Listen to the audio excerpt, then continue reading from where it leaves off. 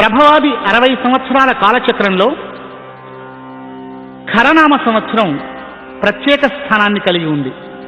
సంస్కృతంలో ఖర అంటే కాంతి కిరణము అని అర్థం. కాలానికి కాంతికి చాలా దగ్గర సంబంధం ఉంది.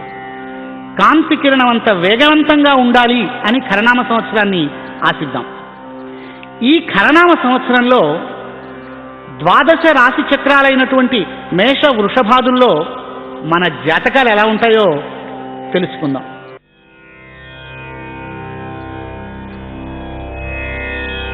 అశ్వనీ భరణీ కృత్తికా పాదం మేషం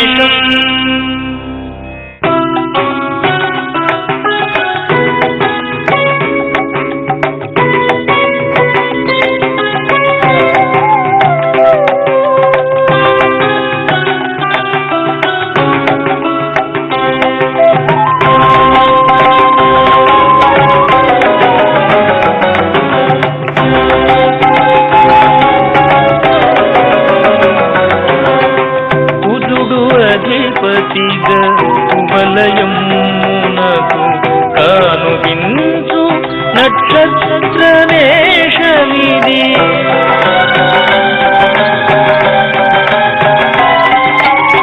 పున్నమి చంద్రుడు చిత్తతారతో కన్నుల విందునరించే అందం మేషం. కాలగమన హయహేషం కాలగమన హయహేషం.